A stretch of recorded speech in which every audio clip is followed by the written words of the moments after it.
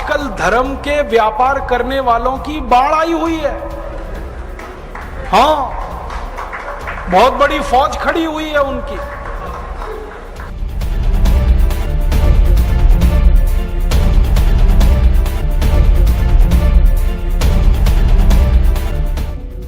शराब का सबसे पहला फायदा, शराब आपके कॉन्फिडेंस को बढ़ाती है।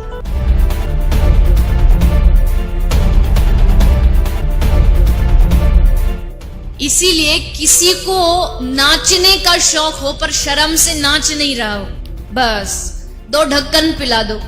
और इस रास्ते पर हमको भटकाने वाले 10-20 नहीं है, सैकड़ों लोग हैं।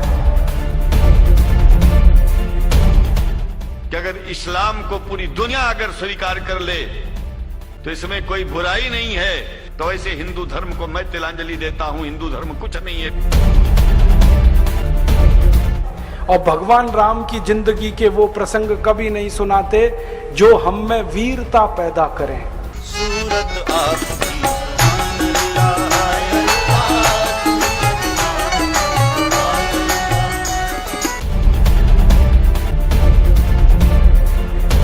कहीं से 10 करोड़ लूटो, कहीं से 20 करोड़, कहीं से 25 करोड़।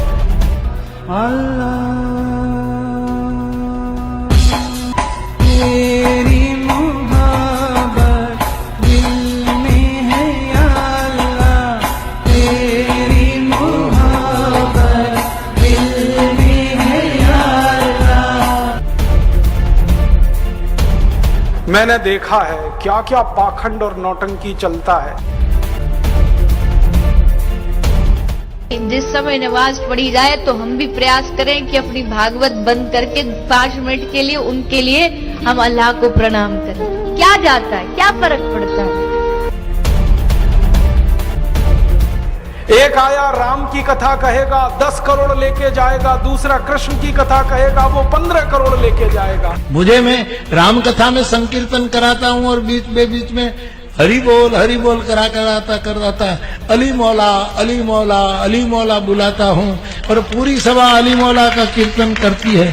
तो कई धर्मगुरु मुझे भी पूछते हैं कि आप हरि बोल के साथ अली मौला को क्यों लाते हैं।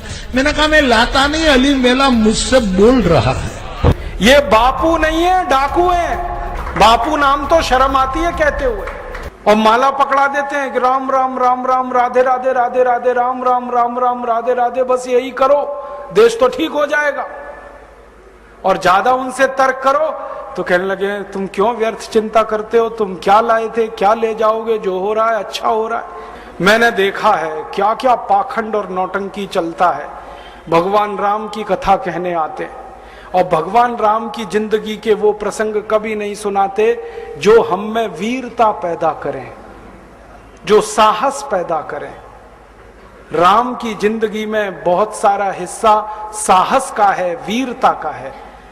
जब 14 वर्ष के लिए वनवास चले गए राम, तो हमको सुनाई जाती है राम की जो कथा ना, उसमें कहते हैं राम ने 14 साल एक ही काम किया, हाय सीते हे सीते, हाय सीते हे सीते, हाय सीते, ये सुनाते हैं हमको।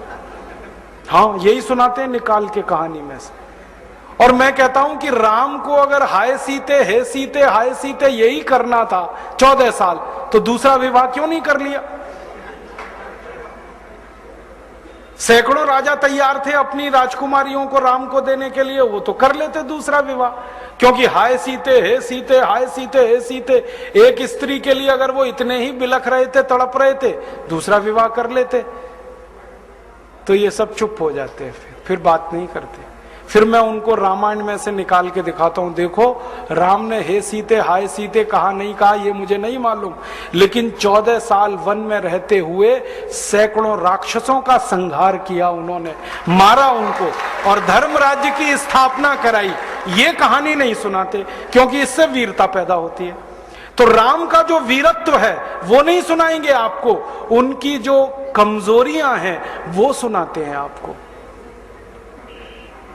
और राम कथा जब वर्णन की जाती है तो मंच पे बैठ के आहा कैसे आंसू, ढलल ढलल आंसू निकलेंगे, आपको भी रुलाएंगे, खुद भी रोएंगे। किस बात के लिए? हो राम को वन गमन में इतना कष्ट हो रहा है, वन में इतनी तकलीफें हो रही हैं, तो राम की तकलीफों का वर्णन कर रहे हैं, आंसू आ रहे हैं, और ये सारा वर्णन एयर कंडीशनड मंच पर बैठकर होता है। अपने को तकलीफ नहीं होनी चाहिए, राम की तकलीफों का वर्णन कर। एयर कंडीशन मंच चाहिए, एयर कंडीशन घर चाहिए रहने के लिए, एयर कंडीशन कार चाहिए, और चार्टर्ड प्लेन चाहिए आने और जाने के लिए, तब राम की कथा सुनाई जाएगी। जो राम जिंदगी भर पैदल चलते रहे, जिन्होंने अपना रथ भी छोड़ दिया था अयोध्या से निकलते समय, वो राम ने जिंदगी भर पैदल चल के काम किया, और यहां एयर कंडीशन कारों में घूम घूम कर, चार्टर्ड प्लेन में घूम घूम कर राम की कथा सुनाते हैं। वो कथा वथा नहीं है, वो उद्योग है, व्यापार है, बिना टैक्स का।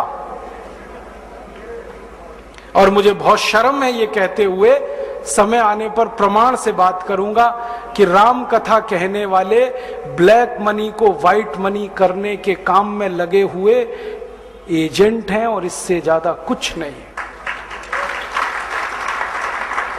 और मुझे इससे भी बड़ी शर्म आती है कहते हुए कि आप जो उनको दे रहे हैं दान के रूप में, वो पैसा ब्याज पर उठा रहे हैं वो दूसरे लोगों को, और आपके दिए हुए पैसे से धंधा बना रहे हैं अपना। फिर ऐसे कृष्ण की कथा कहने वाले आ जाते हैं, कहते राधे राधे राधे राधे राधे राधे, और कुछ कहो ही मत, राधे राधे। कंस को मारा, जरासंध को मारा, शिशुपाल को मारा, अधर्मियों को मारा, ये सब थोड़े में, राधे राधे राधे राधे बड़े में। हाँ, क्योंकि आपको कायर बनाना है ना, निर्वीर बनाना है, नपुंसक बनाना है, तो वीरता की कहानी क्यों सुनानी है? तो चुन चुन कर ऐसी कहानियां सुनाते हैं। और मैं आपको बहुत गंभीर बात कह रहा हूं कि ये सारे हमारे देश में जो पाखंडी लोग हैं ना, राम और कृष्ण की कथा कहने वाले, ये सरकारों के साथ मिले हुए हैं, क्योंकि सरकारों ने इनको एक कान में मंत्र फूंका है, तुम लोगों का ध्यान इस तरफ भटकाते रहो ताकि कोई महंगाई के खिलाफ न लड़े, गरीबी के खिलाफ न लड़े, बेरोजगारी के खिलाफ न लड़े, अत्याचार के खिलाफ न लड़े, वो डूबा रहे राधे राधे राधे राधे राम राम राम राम, बस इसी में। और समझाते रहो, तुम क्या लाए थे, तुम क्या ले जाओगे, क्यों व्यर्थ चिंता करते हो, जो हो रहा है अच्छा हो रहा है, आगे होगा और भी अच्छा होगा। एक रास्ता ये है। अब दो रास्ते हैं अपने सामने, एक रास्ता भगत सिंह का, ऊधम सिंह का, चंद्रशेखर का, एक रास्ता हमारे ये धर्म गुरुओं का, पाखंडियों का, जो राम की कथा, कृष्ण की कथा। मुझे बहुत ऑफर आए हैं, मैं आपको दिल का दर्द बता रहा हूं, सच में कह रहा हूं, आपसे नाम नहीं लेता।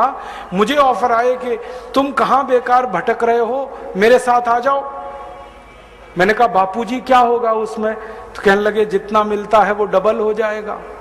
मैं बोल रहा कैसे? तो उन्होंने कहा तुम्हारी वाणी में बहुत जोर है, और मेरे पास लोगों की भीड़ इकट्ठा करने का, मजमा लगाने का तरीका है। मैं ऐसा डमरू बजाता हूं कि सब इकट्ठे होते हैं, और तुम्हारी वाणी में जोर बहुत है, मिलके लूटेंगे, थोड़ा तुम्हारा थोड़ा मेरा। ऐसे खुले ऑफर हैं मेरे पास। और मैं कहता हूं बापूजी माफ करो। क्यों? कहते तुम्हें पैसे नहीं चाहिए। मैंने कहा पैसे ही चाहिए होते तो बहुत रास्ते हैं मेरे पास, यही एक बचा है। पैसे ही कमाने हैं तो बहुत रास्ते हैं, ये एक रास्ता थोड़ी है। बहुत तरीके हैं, पैसे कमा लूं, घर बना लूं, बीवी बच्चे ले आऊं, करोड़पति हो जाऊं, 10 करोड़पति हो जाऊं, 100 करोड़पति हो जाऊं, बहुत आसान काम है ये तो। थोड़ी चालाकी हो तो सैकड़ों करोड़ बनाना बिल्कुल मुश्किल नहीं है इस देश में। फिर अंत में तो वही होगा ना, सैकड़ों करोड़ हो गए, एक दिन डायबिटीज होगी, एक दिन अर्थराइटिस होगा, एक दिन हार्ट अटैक आएगा, मैं मरने ही वाला हूं। तो मरना तो है ही, वहां भी शायद जल्दी मरूं, क्योंकि जब शरीर में तामस वृत्ति आती है ना तो जल्दी मरता है आदमी।